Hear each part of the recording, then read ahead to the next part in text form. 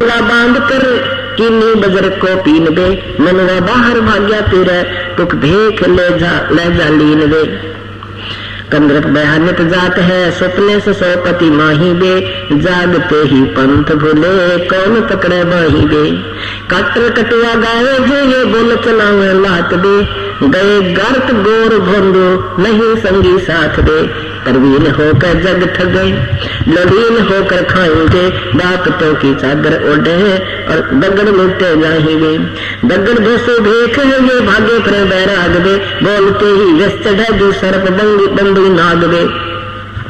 Kanye कुटी पर चेंदले अंधे खरे अनुभख दे, जगो में जी मत खरे जो बड़े पे तो कूख दे। गोटे मनिंदे मन सिहर अंदर अनाड़ी भूत दे, अक्ल जराइत खात है मेले मेले जुड़े सब ऊत दे। धुंधी फिसादी है अपराधी अंदर काती घात दे, बंद की रस्म नहीं जुड़े मारण हाथ दे। चोल चावल दाल रोटी माल पूरे गटक दे, इंद्री सदै को कौन विधि खाने नहीं अटक दे। एक रंडी त्याग दीनी पांच रंडी गैल दे, पाया ना मुक्त द्वारा मुक्ति का सुख दे करीबों सैल दे। टोपी और कॉपी को बढ़िया झंडी लिया हाथ, डंडी लिया हाथ दे, मोर मुक्त शीश धर कर खान मुख से बात दे। गर्द नहीं उस धाम की डूंगर पर भेख दे, पैसे पसारी जोड़ ही नोटे मदारी सेख दे। अनबंश की नहीं अंश है सब माहिबे, गरीब दास गति ना मोक्ष में नरक द्वार जाहिबे। कितने प्यार से समझाने की चेष्टा की आदमी गरीबदास साहिब जी ने प्रभु की महिमा को, वास्तविक ज्ञान को, तत्व ज्ञान को, शास्त्र में कुल साधना के विषय बताते हैं।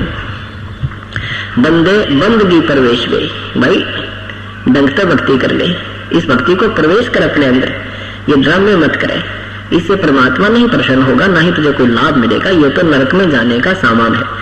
शास्त्र विधि को त्याग कर मनमानी जो साधना करते हैं, मनमाना पूजन करते हैं, आचरण करते हैं, उनको न तो कोई गति होती है, न कोई सुख हो और न ही उनका कोई कार्य सिद्ध हो।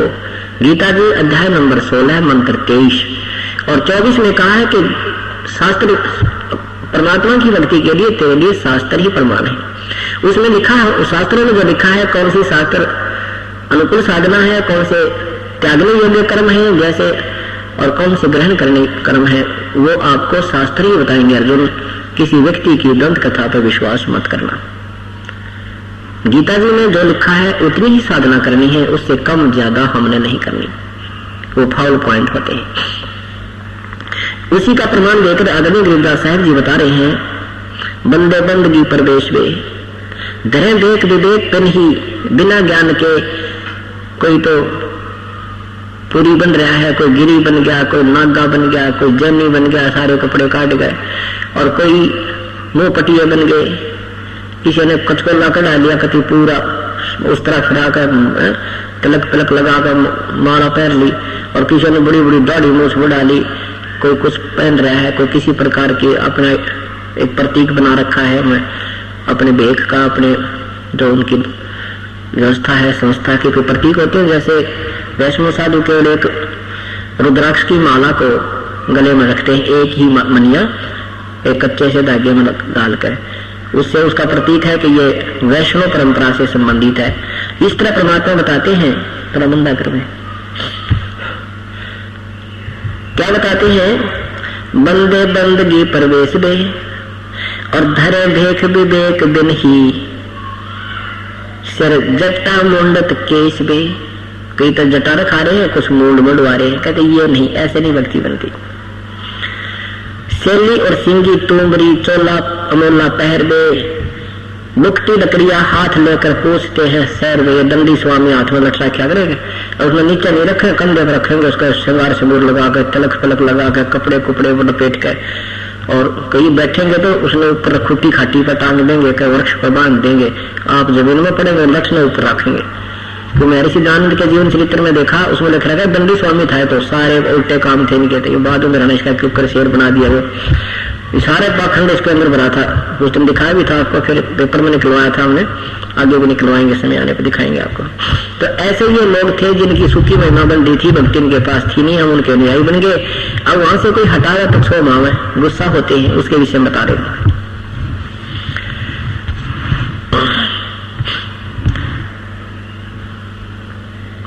गुदरी लगाई अजब चिंगी अर्बन बरन बिरंग दे, चंगे मनी देखाए करिए मनवा भया डाग दे।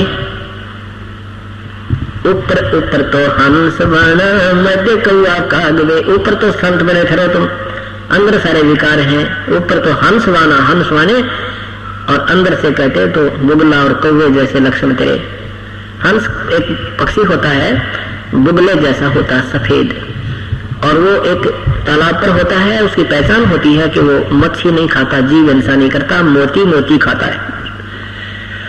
और दूध में जल डालकर उसके सामने रख दे तो दूध ग्रहण कर लेता है, पानी छोड़ देता है। ऐसी कुदरत ने उसको एक शक्ति प्रदान कर रखी है, एक गुण दिया है।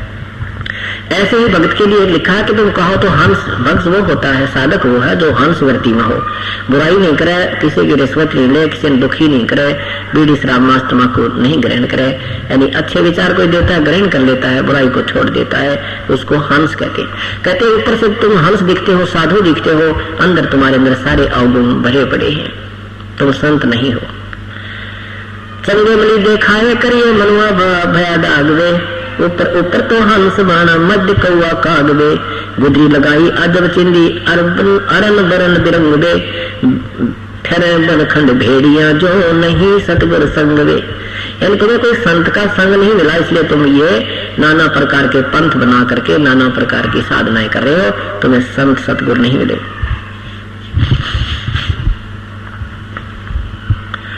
खाकी खता में पैरे हैं, बंगे बनंगे फिरते हैं, कचकोला कोरा काट दे। कचकोला उस तरह मंडवा दे रहे, कचकोला कड़ा रहे तो भाई, तो देसी भाषा में वो अवगुण गिना रहे हैं नादान लोगों के, सिंपल लैंग्वेज में। बंगे बनंगे फिरते हैं, नंगे फिरन कई तरह पागल पशुओं की तरह। बंगे बनंगे फिरते हैं, कचकोला कोरा काट दे। भांग पोसत गर्क गोसत नहीं दिख हाड दे। भांग पियो पोसत खावारी है, मोटे ताजे कति इतना अड़ंगा खाते तरह सारे दिन वो बकरा की तरह पड़े पड़े हैं। खाकी खता में पैरे हैं, बस मिल गाये भसंदे। भूले फिरे जग भांड हैं, दर नहीं जोड़े चिसंदे। यानी सत भक्ति की तरफ आंखें नहीं लगाते। मुद्रा बिलोरी कान में ये मस्तक सिंदूरी तिलक दे। पाडे जंगल के रोज है जो नहीं चीनिया अलख दे। मोटा मुतंगा बांध कर फिर बजर को किन्नी बजर को पीन दे। मनवा बार भागा फिर तुक भेख ले जालीन दे। कंद्र बयान जाते हैं सुपने सोपत माही दे। जागते ही पंथ बोले कौन पकड़े बाई दे। कि जानबूझ के इस मार्ग को नहीं ग्रहण कर रहे, फिर भगवान कैसे स्वीकार करेगा। बुद्धिजीवी हो, आपके को भगवान ने अकल दी है, सदग्रंथ अपने पास है, आप इनको देखकर तो मान जाओ। ऐसे भी नहीं मानते, कहते फिर तो वो जागते ही पंथ बोले। सोते को तो जगा दिया जाता है, जागतों को नहीं जगाया जाता। वो तो जाने का मक्कर भर जाए, वो तो उठे कोना से छह चद्दर उठा ले, उसकी उसने उठना नीत नहीं उसकी उठने की। अब सोता है, उसको जगा रहे हो, उठ जाएगा। और जिसने जानकर नहीं उठना, वो उठे को नहीं, फिर यूं मरोड़ी में जगह फिर यूं, तो वो उठना नहीं चाहता, उसको कोई फायदा नहीं छेड़ने का। ऐसे ही जैसे ऐसे तत्व ज्ञान को भी जानकर नहीं इस मार्ग पर लगते और नहीं त्यागते बुराइयों को और उस अधूरी साधना को, तो वो जानबूझ कर सो रहे हैं, उनको नहीं जगाया जा सकता। वो तो वाद विवाद करने लग जाते हैं।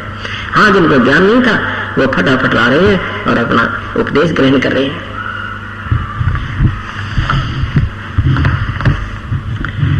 कान्य कुटी फिर केंद्र में अंधे फिर अनुभव खबे। अब इनके अवगुण गिनाए है मालिक ने कि ऐसे बात नहीं बनती। इसी दृष्टिकोण से एक बार काशी में, बनारस में ये अफवाह फैला रखी थी नज्ञानी लोगों ने, ब्राह्मणों ने, कि जो काशी में मरता है, काशी में प्राण त्यागता है, वो स्वर्ग जाता है, और वो मगहर में मरता है वो गधा बनता है और नरक में जाता है। परमात्मा कबीर परमेश्वर कहा करते, इन पाखंडियों की बात को मत सुनना भाई। परमात्मा की भक्ति, जो सत भक्ति साधन को सच्ची नीयत से करता है, वो कहीं भी मरे, कहीं प्राण त्याग दे, वो अपने इष्ट स्थान को ही प्राप्त करता है। लेकिन परमात्मा तो एक थे, सतमार्ग बताने वाले, गुमराह करने वाले लाखों और हजारों थे। इस अपने उन नादान गुरुओं की बातों को उन बड़ी बड़ी आत्माओं ने स्वीकार किया। अपने माता पिता को अंत समय में काशी के अंदर अपने गुरुओं के घरों पर छोड़ने लगे। उन्होंने उसकी फीस रख दी लालचियों ने 5 रुपये महीना, 2 रुपये महीना, पहले ऐसे सस्ते वो थे। आज के हिसाब से लगा दें भी 2000 रुपये महीना रख दिए, 2000 रुपये महीना हम लेंगे। और तो वो श्रद्धालु लोग सोचा करते थे कि माता पिता ने हमारे लिए कितनी मेहनत की, हमें पाला पोसा पढ़ाया, यानी हमें रोजगार के योग्य किया, और हम इनका ऋण उतार दें, इनको कुछ दिन काशी छोड़ देते अपने गुरुजियों के पास, इनके प्राण छूट जाएंगे, वहां पर ये स्वर्ग चले जाएंगे। इस दृष्टिकोण से श्रद्धालु लोगों ने अपने माता पिताओं को उन गुरुओं के पास छोड़ना शुरू कर दिया और साथ में उनके लालच भी पूरा करने लगे। अब वहां घनी भीड़ होगी। अब बुद्ध आदमी तो घर पे एक है माता पिता, वो सारा परिवार दुखी हो गया वृद्ध की सेवा करने में। मतलब मान लेते वैसे ऐसा दुखी होना नहीं चाहिए। जब तक हम अज्ञानी थे, हमें ज्ञान नहीं था, तो देखा हमने बूढ़ियों का बिरान माटी है भगवान रोया करते दूसरे घर में जाके, बहू ने बोली बेटे तो कई और गुस्से की ओर दिया, आंखें में पानी पड़े, रोटी भी ना खाई, सारे दिन की कोई से ना पूछा, खाया सक माँ भूखी है, दूसरे के जाकर तू खाया करते। तो कहने का भाव ये है कि ऐसी स्थिति हो जाती है। तो उस समय वृद्धों को वहां लालचियों ने करते लिया ये सांग अफवाह फैलाकर, फिर उन्होंने मुश्किल माच की तो घने घने इकट्ठे हो गए के घर में 10 बूढ़े हो गए। एक गुरु जी के पास बुजुर्ग हो गए, उनको पैसे देते, पैसे के लालच में पहले तो स्वीकार कर लिया, तो उनकी सेवा कौन करे। अब वो सेवा ढंग से ना करे तो बच्चे बूढ़े लाना दे भैया, रोटी भी ना मिली, नहाने भी ना पाता। तो माता पिता गुरुओं ने सोची भैया कि तुम्हारी दुकान बंद ना हो जाए, तो एक स्कीम बनाई। उन सारे गुरुओं ने एक स्कीम बनाई कि ये अफवाह फैला देते हैं कि आकाशवाणी हुई हमारे को, और गंगा में एक करोट आवेगा भगवान की तरफ से, आरा काटन ये जैसे लकड़ी काटन का करोट होता है, ऐसे खींचा करते, आरी सी लंबा होता है वो, 2 आदमी उधर से पकड़ कर खींचे, उधर से अच्छा मोटे लकड़ में काटन का, लकड़ को काटने के लिए होता है। तो उन्होंने स्कीम बनाई कि गंगा के किनारे एक ऐसा आरक सी बना कर लो, और वो बना दिया एक गुफा सी, और उसमें ऊपर बीच में थोड़ी सी जगह छोड़ दी, वो उसमें करोट सेट कर दिया और उसका हैंडल कर लिया दूर रस्से पकड़ने का। तो वहां से वो ढीला छोड़ दे, करोट एकदम नीचे आवे और नीचे की ओर खींच रखे उसके कोई वो उनमें एक बनो कर दे और वो गर्दन कट जाए। ऐसा सिस्टम उन्होंने कर रखा। तो उन्होंने फिर क्या बताई कि भाई जिन्होंने जल्दी स्वर्ग जाना है उसके लिए भाई 200 रुपये एक्स्ट्रा फीस लगेगी, और भगवान की तरफ से आदेश आया है वहां करोट आया करेगा अपने आप ऊपर पे मेरा कितना है, और उस करोट से जो गर्दन कटवा लेगा वो सीधा स्वर्ग जाएगा। अब वो बच्चे अपने माता पिता तो मिलने जाओ 2 महीने में 6 महीने में, माता पिता उन्हें पता लगा बच्चों ने, तो माता पिता कहते बेटा हमने तुम्हारा तो अंत आई लिया और 200 रुपये लगेंगे, हमारी टिकट बनवा दो। अब बच्चे सोचे बच्चे भी ठीक है, 200 रुपये के ज्यादा है, पहले 5 रुपये 10 रुपये, उसके बाद 2 साल रहेंगे 4 साल रहेंगे, खर्चा उतना ही जाना है, और पिताजी स्वर्ग चले जाने चाहिए, माता पिता हमारे 200 रुपये के बने हैं। अब वो 100-150 रुपये जो फीस रखी वो लेने लग गए, और वहां उनके गर्दन काटे और गंगा में धक्का दे दे, ले भाई तुम्हारे पिताजी पहुंच गए वहां स्वर्ग गए, करोट से गर्दन कट गई उनकी।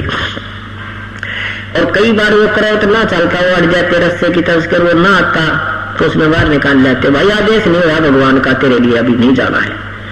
वो रोता बैठ के भगवान मैं जना पापी होऊंगा इसलिए आपने मुझे स्वीकार नहीं किया, और वो अड़ गई उनकी रस्सी ने, मैं पीवा की तरह कमजोर हो गए। रात में फिर सेट करते, अगले दिन उसकी टिकट काटते, अगर भाई आजा फिर देख ले राजी हो गया भगवान तेरा, अगले दिन वो टिकट काट लेते। तो ऐसे जन्म भी हमने स्वीकार कर लिए कि हम भगवान पाले। परमात्मा कहा करते ये भाई जुल्म कर रहे हैं, ये मार्ग भक्ति पाने का नहीं है, ये झूठ बोल रहे हैं कि मगर मरने वाला नरक में जाता है, मैं मगर जाकर के प्रस्थान करूंगा, अपने सतलोक जाऊंगा, इस स्वर्ग से भी बहुत उत्तम स्थान पर जाऊंगा, और मगर से जाऊंगा आप देखना मैं गधा बनूंगा या स्वर्ग से भी ऊपर जाऊंगा। ये परमात्मा ने सबको कह दिया कि मैं मगहर जा रहा हूँ और आप ले आओ तुम्हारे जंतर मंत्र भी, तुम्हारे पत्रे पोती भी सारी देख लियो। तुम बताते इस शख्स मुहूर्त में मरने वाला ऐसा होता है, उस मुहूर्त में मरूंगा, आ जाओ। अब यही वो दिन आज का जो है माघ शुक्ल पक्ष एकादशी, संवत 1775 सन 1518,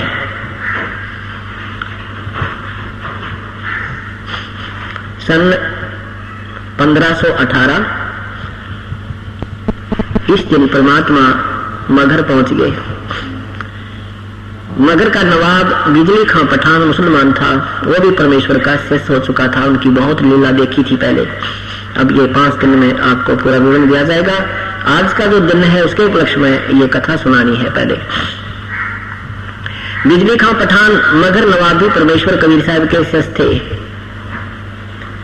और वहां मगहर के हिंदू और मुसलमान पूरे के पूरे परमात्मा कबीर साहब के अनुयायी थे, भक्ति उनके अनुसार करते थे, अपना पीर मानते थे, गुरु मानते थे। मगहर एक स्थान है उत्तर प्रदेश में, उत्तर प्रदेश प्रांत में गोरखपुर शहर से 25 किलोमीटर की दूरी पर। पहले ये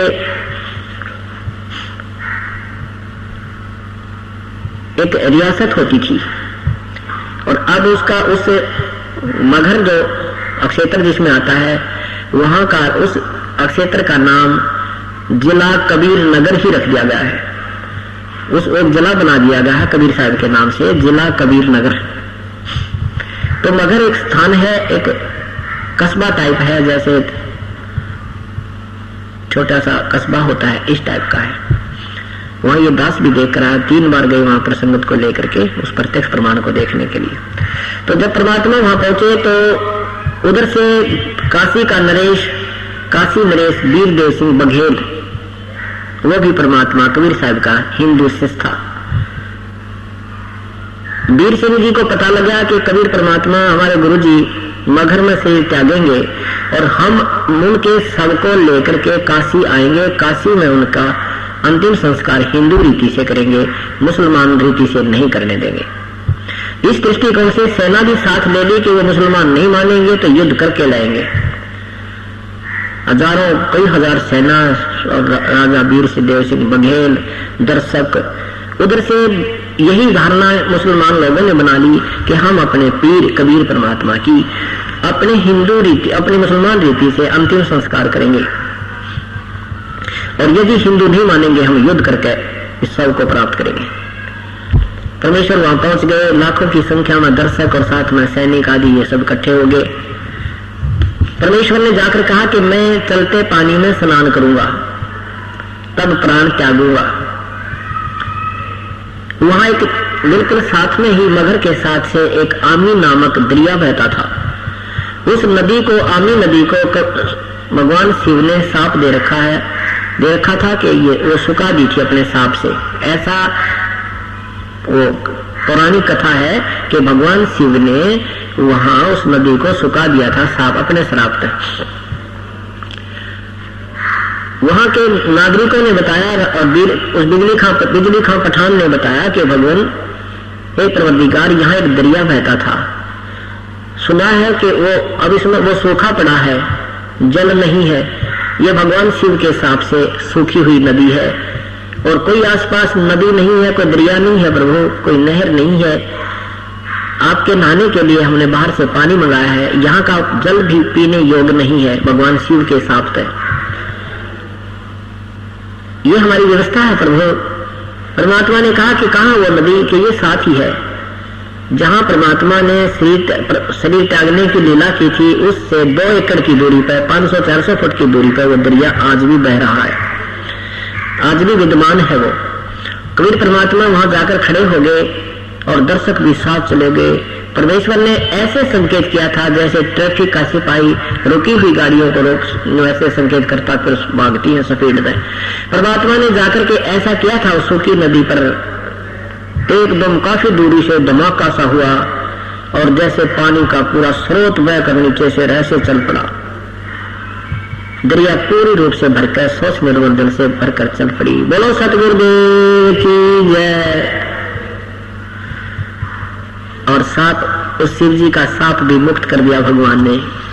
और नहीं तो इस सांप को यहाँ 21 ब्रह्मांड में 7 ब्रह्मांड में कोई किसी के श्राप को नहीं माफ कर सकता, ना उसको हटा सकता, क्योंकि भगवान विष्णु को सांप लगा था नारद जी का कि एक जीवन आप अपनी पूर्ण रूप से अपनी स्त्री के वियोग में पूरा करोगे, भोगोगे। उसी शापवश भगवान विष्णु ने रामचंद्र रूप में आकर पूरा जीवन अपनी पत्नी के वियोग में बिताया। भगवान कृष्ण जी को साप के कुल को साप दिया था किसने? दुर्वासा ने। उस दुर्वासा के शापवश श्राप से 56 करोड़ यादव मर गए। कृष्ण जी को भी तीर लगा, वो भी मर गए, उनका कुल नाश हो गया। उस सांप को वो नहीं मुक्त हो सके, ना अपने आप को कर सके, ना अपने कुल का श्राप का जो दोष नहीं मिटा सके। और परमात्मा कबीर साहब ने भगवान शिव का दिया हुआ सांप भी उस नदी से हटा दिया, वो फिर बहा दी और वहां उसका नीचे का पानी भी उस पृथ्वी का ठीक कर दिया। परमात्मा कहते तुम कौन राम का जपते जातम तात कट नाती नो तातम। तुम किन भगवानों का भजन करते हो जिससे तुम्हारे 3 ताप भी नहीं हट सकते, मुक्त नहीं हो सकते, कट नहीं सकते। 3 ताप ये आते हैं, जैसे किसी ने श्राप दे देना, कोई देवता रुष्ट हो जाना, इस तरह के ये 3 प्रकार की होते हैं, 3 ताप होते हैं, अधिदेव, अधियज, अधिभूत।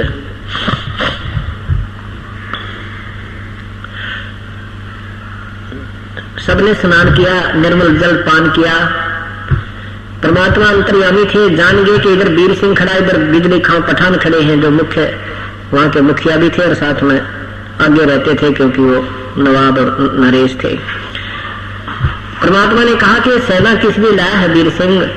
बिजली खां, ये सेना किस लिए लाए हो? यहाँ क्या खतरा था तुम्हें?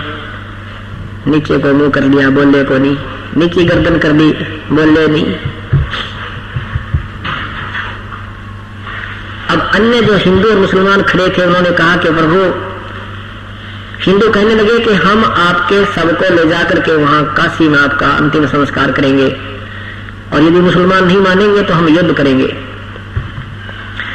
दूसरे मुसलमान जो बिना नाम वाले कच्चे पक्के से थे, वो भी ऐसे कहने लगे कि हम हिंदुओं को नहीं देंगे अपने पीर के शव को, हम यहाँ पर अपने अंतिम मुसलमान रीति से इनकी अंतिम संस्कार करेंगे आपके शव का, और नहीं मानेंगे तो हम युद्ध करेंगे। अब सब ने बाँच डाली, गोली भर ली, लोकती ऐन तैयार हो गए, तरह गजे भैया। परमात्मा ने 2 घंटे 1.5 घंटे उनको सत्संग दिया कि सारे जीवन में 120 वर्ष मैंने क्या समझाया तुम्हारे को, और तुमने क्या समझा मेरे से। अगर तुम झगड़ा करोगे तो मैं तुम्हारे साथ नहीं हूं। परमात्मा ने बहुत समझाया। ऊपर से तो उन्होंने आश्वासन दे दिया कि ठीक है गुरुजी, नहीं करेंगे, नहीं लड़ेंगे, पर अंदर में खोट ज्यों का त्यों था कि एक भाई अपना प्राण त्याग दे, निश्चिंत होकर गुरुजी अपना मर जाए, और बाद में जो करना वो करेंगे। हमारी इतनी बुद्धि है। उधर से आकाशवाणी हो चुकी थी, किसी ने आकाशवाणी कर रखी थी, पहले भविष्यवाणी कर रखी थी। भविष्यवाणी कर रखी थी कि सन 1575 में एक बहुत भयंकर युद्ध होगा जिसमें करोड़ों व्यक्तियों का नरसंहार हो जाएगा। वो भविष्यवाणी का दिन आ चुका था। अब परमात्मा होनी से अनहोनी कर दे, उसी को भगवान कहते। उसने वहां के वो पत्री पोते लेकर आ रहे थे, पोथे वालों ने बता दिया था कि ये तो युद्ध होगा ही होगा भाई, और खैसे तो नहीं आते। ये तो लिखा पहले ही, अब याद आ गया हमें, ऐसा लिखा है उसमें, ऐसा का भविष्यवाणी में लिखा है, ये तो अनर्थ होगा, बहुत बड़ा युद्ध छिड़ जाएगा, ऐसा जुल्म होगा, ना जाने कितने लोग मरेंगे। लेकिन कहते हैं साहेब से सब होत है, बंदे से कछु नाही, ये राई से पर्वत कर दे, पर्वत से फिर राई। इंसान कुछ नहीं कर सकता है, परमेश्वर कबीर साहब सब कुछ कर सकता है। अब वो पहाड़ बन गया था, वो भविष्यवाणी के यहाँ लाखों लोग मरेंगे, फिर मालिक ने वो राई कर दिया, निष्क्रिय कर दिया। क्या लीला की भगवान ने। कहा भी एक चादर नीचे बिछा दो मेरे। अब एक चादर सफेद कहते ही नीचे बिछा दी गई और श्रद्धा से थोड़े थोड़े 1-2 इंच फूल डाल दिए गए। गुरुजी लेटेंगे श्रद्धा के कारण, सुगंधित फूल 1-2 इंच डाल दिए। परमात्मा उसके ऊपर लेट गए। कबीर परमेश्वर ऊपर से चादर ओढ़ ली सफेद। उससे पहले क्या कहा परमात्मा ने कि तुम झगड़ा नहीं करना भाई, ये मेरा अंतिम आदेश समझ लेना। भले ही मेरे शरीर को, जो मेरे चादर के नीचे जो वस्तु तुम्हें मिला उनको आधे आधे बांट लेना, चाहे मेरे शरीर को भी काट लियो बेटा, तुम लड़िए मत। परमात्मा ने क्योंकि वो एक जन साधारण की लीला करने आए थे, अपना भेद साथ साथ छुपाते भी रहते थे। तो जो ही उन्होंने एक चादर ऊपर ओढ़ी, 5 मिनट के बाद आकाशवाणी हुई ऊपर से कि देख लो भाई पंडित लोगों, तुम कहा करते यहाँ मरने वाला मगर मरने वाला गधा बनता है। देखो मैं विमान जा रहा हूँ स्वर्ग, अपने सतलोक को जा रहा हूँ, स्वर्ग से भी ऊपर। अब सबकी दृष्टि ऊपर गई तो क्या परमात्मा तेजो में शरीर युक्त कबीर परमेश्वर अब सीधे आकाश को जा रहे हैं।